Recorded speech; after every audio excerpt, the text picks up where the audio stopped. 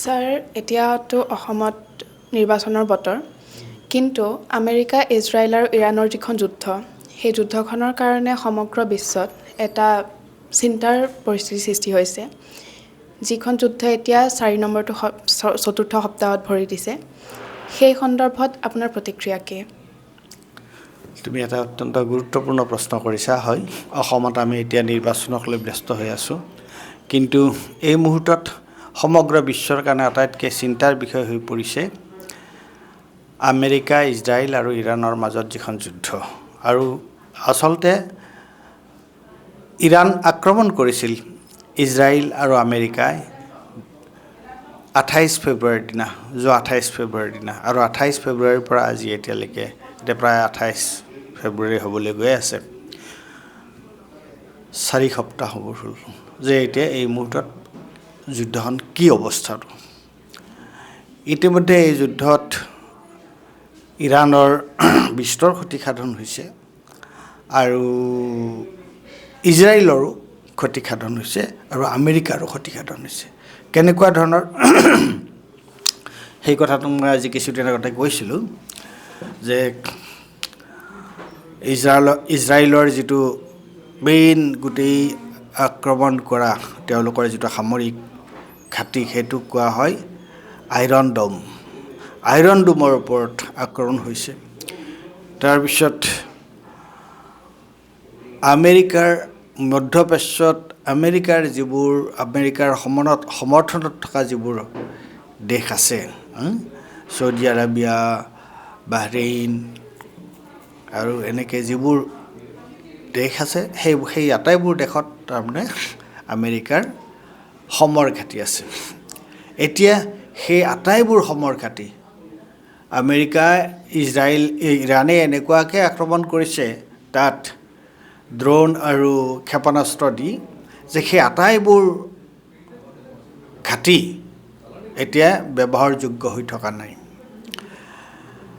আৰু তাতকৈ এই যুদ্ধখনৰ আটাইতকৈ যিটো গুৰুত্বপূৰ্ণ দিশ আটাইতকৈ ডাঙৰ কথাটো হৈছে কি যে ষ্ট্ৰেইট অৱ হৰমুজ হৈছে ইৰাণৰ কাষেৰে যোৱা এটা সমুদ্ৰ পথ আৰু সেই সমুদ্ৰ পথেৰে এই সমুদ্ৰ পথটোৰ যিটো সেইটো তোমাৰ এনে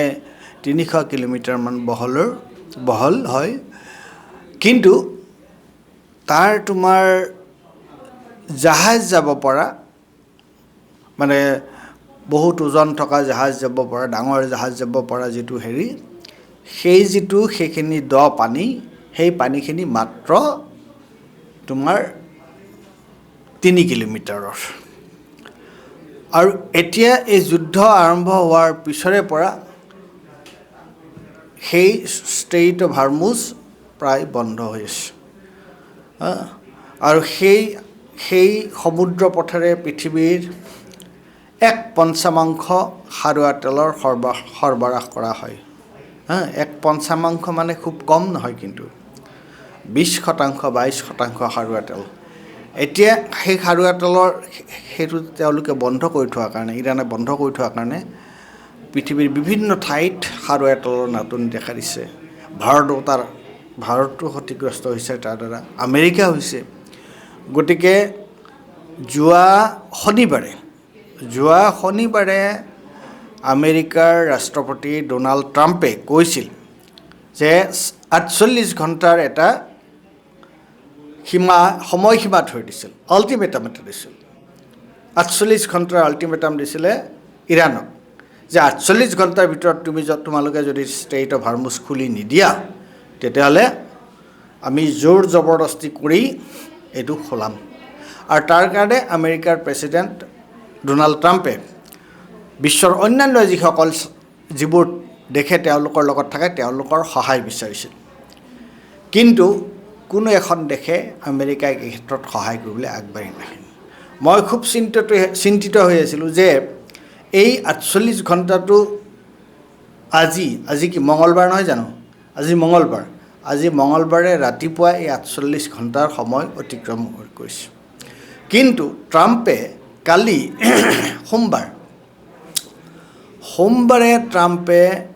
ঘোষণা কৰিছে যে তেওঁ এতিয়া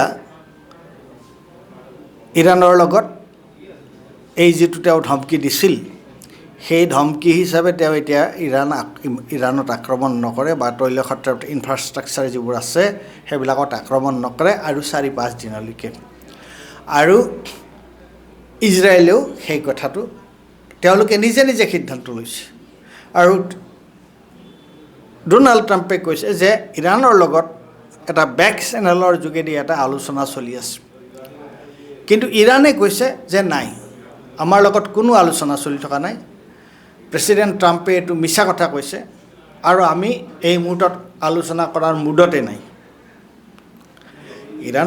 ইৰাণ যথেষ্ট মই ক'লোঁ যে ইৰাণ যথেষ্ট ক্ষতিগ্ৰস্ত হৈছে ইৰাণত যথেষ্ট এতিয়ালৈকে প্ৰায় 1500 মানুহ মৰিছে বুৰ্জুপৰি তেওঁলোকে ইৰাণত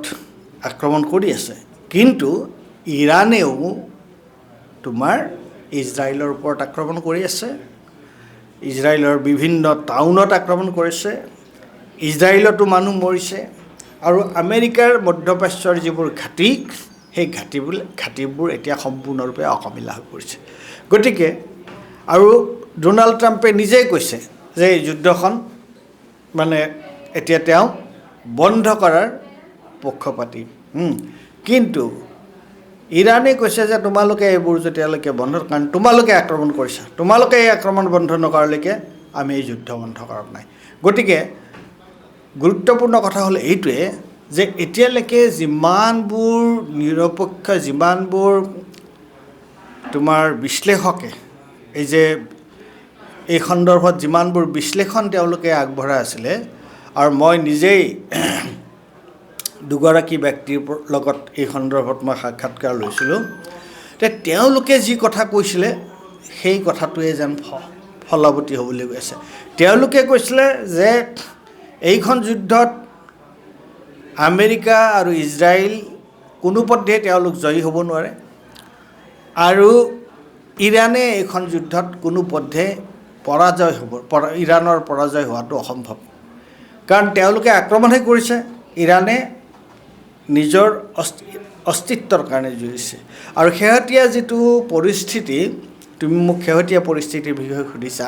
শেহতীয়া পৰিস্থিতিটোৱে সেই কথাটোৱে প্ৰমাণ কৰি দিছে কিয়নো এতিয়া ডোনাল্ড ট্ৰাম্পে 48 ঘণ্টাৰ যিটো তেওঁ